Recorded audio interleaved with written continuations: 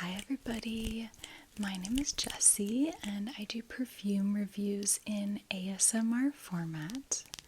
So if you like perfume and also if you like ASMR, you are in a good place for our video today. Okay, so today I realize it has been just about exactly a year. In fact, I think I'm going to try and post this exactly a year from the last video I did on my current top 10 favorite perfumes. So I don't actually remember all the ones in that video, and I purposefully decided to not rewatch it. I know a lot of these are going to be the same. Most of them are going to be the same, but I decided to just make the list again this year, and then I'll kind of rewatch the old one to see if anything changed. I think maybe one or two things changed. But anyway, I'm going to go over my current top 10 fragrances in my collection. Part of the reason it didn't change a lot is that I was pregnant for 9 months out of the last year period, and so I really avoided fragrances because I was just so nauseous and it was not appealing to me at that time. So I haven't really had a lot of new fragrances come through.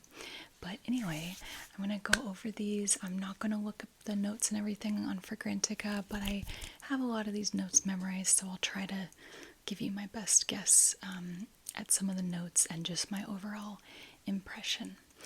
Okay, so here we go. In no particular order. These are not ranked in any particular way. This first one is called Moschino Glamour, and this is the fragrance in my little thumbnail on YouTube, or picture thumbnail on YouTube. It's in this fun heart-shaped bottle. I do think it's discontinued, but you can still find it online. It has such a beautiful scent. It's very light to me. It's like a very happy, light, slightly white floral, but in a very easy to like sort of way, because I don't always go for white florals. It has also like hibiscus. It's got some other notes. It's got tangerine blossom. It has a salt note, which I think really just makes it a little more addictive and kind of have some sort of quality that is really special to me. It's fairly light. It has just a really pretty smell. I feel like it could also work in a professional setting if you didn't overspray. It's subtle. It does project, but in a very subtle, clean way. It's like kind of clean, musky, lightly white floral. The salt gives it almost a touch of a beachy vibe, but just like gives it a bit more of a warmed up, really nice quality. So that is Moschino Glamour. Alright, next fragrance. This one is Coco Mademoiselle by Chanel. This is the normal eau de parfum version. There's also an eau de toilette, and there's a intense flanker. So this is just the original eau de parfum version, and I love this so much. It's so beautiful. It's very classy, elegant smelling. It smells grounded to me. It has quite a bit of patchouli that comes through, but in a very clean, sexy patchouli way. I think Chanel does patchouli really, really beautifully. There's some citrus, mostly orange, in the top notes, and then it has a heart of rose. And so yeah, I mostly get the orange, rose, and patchouli in the base. Very timeless, effortlessly chic sort of vibe. Definitely a little bit more mature. So this just makes me feel very put together and womanly. That is Coco Mademoiselle by Chanel. Okay, next fragrance. I know this one was in my last video. This one is by the brand Fenty, which is Rihanna's line. And this bottle is so beautiful. This is a very unique smelling fragrance. It's almost a little bit unisex, like it doesn't scream woman to me, but I think it leans more woman, more feminine. But this also has patchouli in it, but it is much more of an earthy, a little bit dirty kind of patchouli. And to me, it almost comes through in a way where it smells a little bit like cacao, like unsweetened cacao nibs or something like that. So a little bit chocolatey. And then this definitely has quite a bit of rose coming through, like a little bit of a more heavy rose. I think it's like a Bulgarian rose. So yeah, I think it's very sexy. There's also some, I think it's tangerine, some sort of citrus in the top, and it does come through a little bit tart, almost a little bit sour. And there's a few other notes like blueberry, that's maybe very subtly there, but mostly I get from this patchouli, tangerine, and rose. So it's actually kind of similar to this, but they do have somewhat different smells. This one is a little bit more out there. It's a little bit more niche smelling and not mass appealing, I would say. But I think some people are going to really love this. So if you can get a sample, that'd be great because it's a little bit expensive. Most of these fragrances most of them are not too expensive. I think only a few are like over 100, but yeah. Oh my gosh, I'm going to drop that. Okay, next fragrance. This is missing a cap. I bought it on eBay. It's a tester, but this is this is Skin by the brand Clean Beauty Collective. There's a Clean Reserve Skin from the Reserve line. This is just the classic line, so it does smell a little bit different than the Clean Reserve Skin. They're both really nice. I haven't smelled the Reserve one in a bit, but I think I prefer this one. This is just, it's a very clean, aquatic musk. It's got some floral notes. It's got some aquatic fruity notes, kind of melony.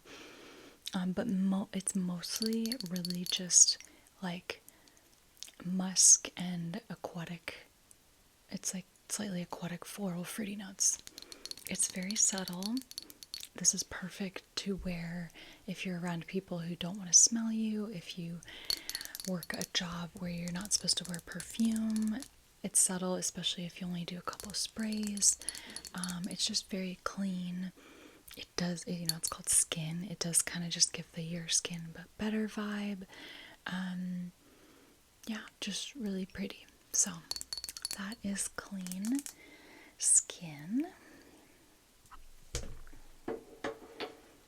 Okay, and then next fragrance.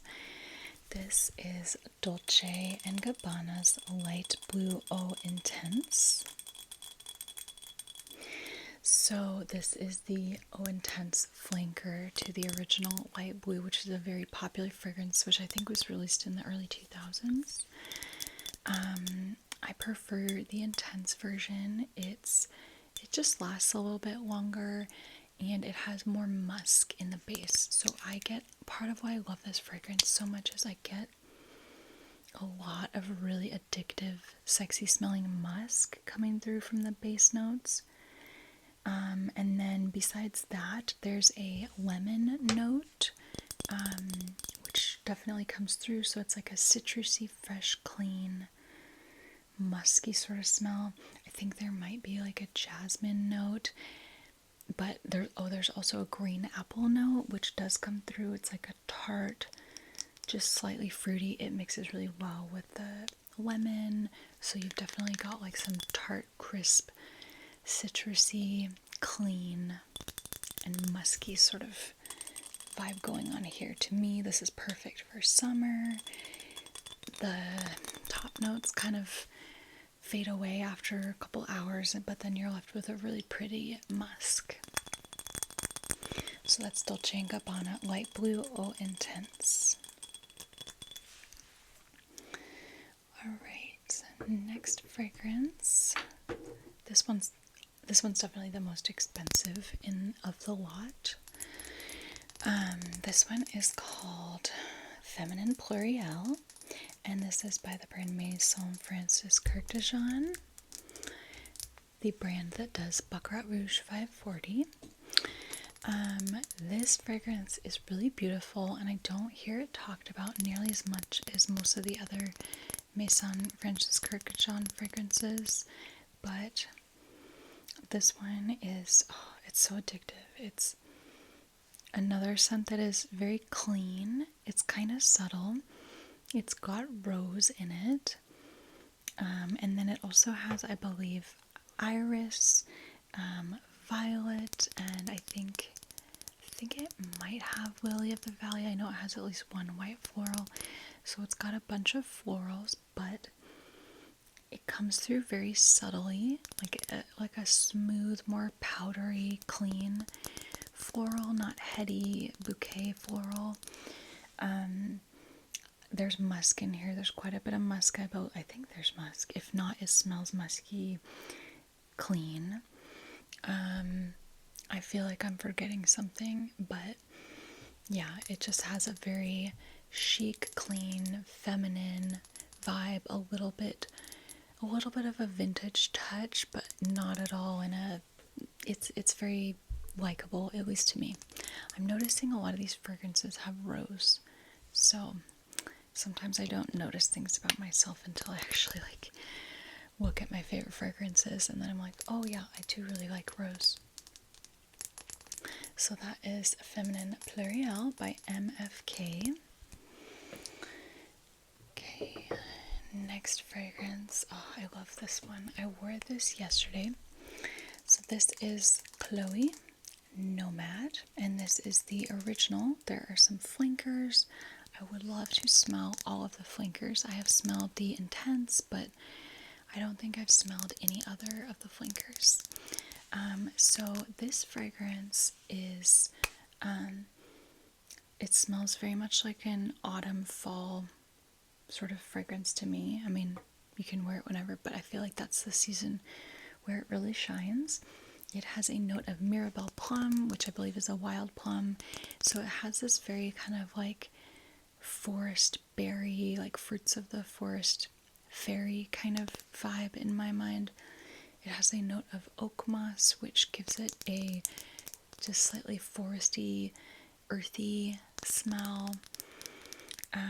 What else? There's some florals in here. I think there's a couple citrus notes in here, but I mostly get oak moss and Mirabelle plum. I don't think there's any spices in here, but it almost comes through as like a spiced plum jam to me sort of vibe. Imagine you're like eating that outside in the woods. That's kind of almost what I get. So very natural, very chic. Again, a little bit more mature. It doesn't smell like super. It smells modern, and a little mature, but not like dated or anything. Or what am I trying to say? It just doesn't smell like super girly, juvenile, I guess is what I'm trying to say. So that is Chloe Nomade. Okay, and then this is another rose fragrance. This is Very Irresistible Eau de Toilette, Very Irresistible Eau de Toilette by Givenchy. So this has been around for a while. I don't really hear anybody talk about this one anymore. This is the Eau de Toilette. There's also the Eau de Parfum, and then there's, I think, a couple other flankers. But I would love to smell all of those flankers. But I just happened to smell this one in a sample, and it was so amazing, so I had to get a bottle. This has rose in it, and I believe it has patchouli or something, giving it a slightly grounded, earthy, spicy base. And then this also has lemon verbena, which gives it a bit of a freshness. And it has anise in it, star anise. and that gives it a nice kind of rounded out like herbal spice vibe. It's not super anisey, but I love anise. I'm trying to find more fragrances with anise in them. I just smelled Juliet Has a Gun Ode to Dullness. That's what the fragrance is called, Ode to Dullness. And it has an anise note that comes through really strong, and I really like it, so I might try to buy that fragrance. But yeah, I feel like that is a note that I want to explore more. Anise. Okay. Second to last, this is Air di Gioia by Giorgio Armani. So the Acqua di Gioia is the most popular in this line, followed by, I think, the Ocean di Gioia, which I also own. There's a Sky di Gioia, Light di Gioia, Terra di Gioia, that might be it. But I have the Air di Gioia. I think this is discontinued. You can find it online still. It's really, it's so serene, peaceful, very natural vibe. It smells like a waft of air that came up from the ocean and drifted through some like coniferous trees and caught some flowers along the way. Yeah, so it's kind of like a coastal vibe. It's like sea breeze that mixed with the forest air. Very fresh. It does smell a little perfumey, like it's not just like a straight up smells like the beach and forest. It has a bit of a perfumey vibe, but that's perfect for me. I love something that smells very natural but still smells like a perfume and doesn't just smell like straight up essential oils or something like that, because I could just buy essential oils. So this is light. It's got an oak moss note. It's got a salt note. It's got, I think, like a cypress note. It's got peony. I think it's got ylang ylang. It might have like one other type of woody note. So it's just very natural, clean, light, somewhat unisex, but definitely feminine leaning. Just very pretty. It's called Air di Gioia, and it does have an airy light, just very natural feel to it. So that's Air di Gioia by Giorgio Armani. And then lastly, this is Prada Candy. And I have the 1 ounce size, so the whole top comes off. The larger sizes, this actually pushes down, and that's where the fragrance comes out. But this fragrance, I really love this. So it's called Candy, so you'd think, okay, sweet, very sweet, cloyingly sweet. It's got this like bright pink, but I feel like the bottle actually describes it perfectly, because if you don't look at this hot pink here, the bottle actually looks very timeless, classy, elegant, feminine, but then it's got like this pink, bright pink pop. So I feel like what the bottle is telling me is that it's mostly a very classy, elegant smell, but with a bit of a sweet, fun pop, and that's exactly what I get. It's very powdery. It is sweet, but it's honestly not too sweet. I wouldn't quite call it a gourmand because it's so powdery, so it's not really quite edible smelling, but it's like a partial gourmand, I guess we could say. And I believe it has patchouli in it, or so, yeah, I think it's, maybe it's not patchouli, but it's got something, maybe benzoin, that's a little spicy, grounded, coming through. It's got caramel and vanilla in it, so that's, I think, the main thing that gives it like a really sweet, somewhat edible vibe. But yeah, it smells like a sexy caramel mixed with a powder puff, and makes me think of a modern take on something vintage, I guess. Very womanly smelling, again, not super it's kind of like what I was saying about Chloe. Like, these smell a little bit mature, but are still kind of fun and somewhat youthful in a way. And the only drawback of this is it's very light. The longevity is not great, and it's just very light. So I usually wind up spraying a lot, like 12 sprays or something. But hey, it's a great fragrance, so I'm okay with that. Okay, everybody, so that is my list of my current top 10 favorites. I'm sure that as long as I keep collecting fragrances over the years, this list will change. My nose and my preferences are also going to change. Oh yeah, one thing I didn't say earlier was that I was wondering if with pregnancy my preferences for fragrances were going to like permanently change. And I don't think they have, but they have changed a little bit. And I don't know if it's pregnancy or just time. It could be just time and things just changing with time. But I think pregnancy has something to do with it. So my preferences for fragrances have shifted a little bit, but not a lot. And so I will try to do this video a year from now. And as long as I have this channel, I'll try to do it once a year. So that'll be just fun to see how the list evolves over time. Let me know your thoughts in the comments. If you want to let me know some of your favorite fragrances, you can do that, or any of these that you love or any that you don't love. I'd be very interested to hear. Thanks for joining me for today's video. Take care. I'm sending you love, harmony, beauty, and peace. And I will catch you all again soon. Okay, bye.